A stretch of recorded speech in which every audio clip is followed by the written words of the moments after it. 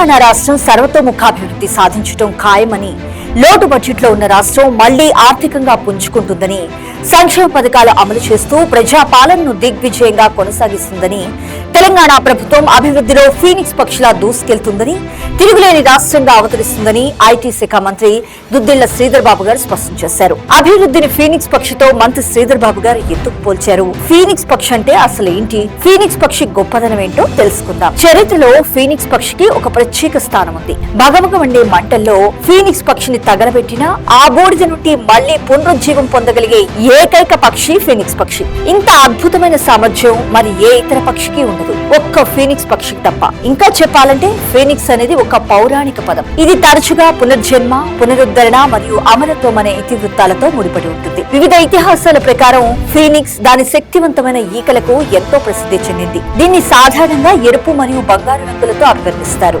మరియు చనిపోయిన తర్వాత దాని బూడిద నుండి పునరుత్పత్తి లేదా పునర్జన్మ పొందే సామర్థ్యం కూడా కలిగి ఉంటుంది. ఫీనిక్స్ పునరుత్థానం మరియు జీవిత చక్రీయ స్వభావాన్ని సూచిస్తుంది. దీని కథ తరచుగా కష్టాలను అధిగమించి బలంగా ఎదగడం అనే ఆలోచనను ప్రతిబింబిస్తుంది. ఫీనిక్స్ అనేక వందల సంవత్సరాలు జీవించి సుగంధ ద్రవ్యాలతో కూడిన కలపతో గూడును నిర్మించి దానికి నిప్పంటించి మంటల్లో దహించి వేస్తుంది. బూడిద నుండి ఒక కొత్త ఫీనిక్స్ ఉద్భవిస్తుంది. మొత్తం మీద ఈ ఫీనిక్స్ అనేది పునరుద్ధరణ మరియు ఆశ యొక్క అతి శక్తివంతమైన చిహ్నం. ఇది వివిధ సంస్కృతులు మరియు యుగాల్లో కూడా చాలా మందికి స్ఫూర్తినిచ్చింది. 10 ఏళ్లుగా అధికారంలో ఉన్న గులాబీ పార్టీ తెలంగాణ రాష్ట్రాన్ని ఆర్థికంగా ఎంత అధపాతాళానికి నెట్టిందో, వ్యవస్థలను ఎంత భ్రష్టు పట్టించిందో, ఆర్థికంగా వ్యవస్థను ఎంత దివాలా తీయించిందనే అంశాలను ప్రస్తావించారు మంత్రి శ్రీధర్ బాబు గారు. కాంగ్రెస్ ప్రజాపాలనలో గులాబీ ప్రభుత్వ విధ్వంసం నుండి తేరుకొని ఫీనిక్స్ పక్షిలా అభివృద్ధిలో అన్ని రంగాల్లోనూ కాంగ్రెస్ పార్టీ దూసుకుపోతుందంటూ పేర్కొన్నారాయన. అంటే విగత జీవిగా ఆర్థికంగా బూడిద పాలైన రాష్ట్రానికి మళ్లీ పునరుజ్జీవం పోశామని,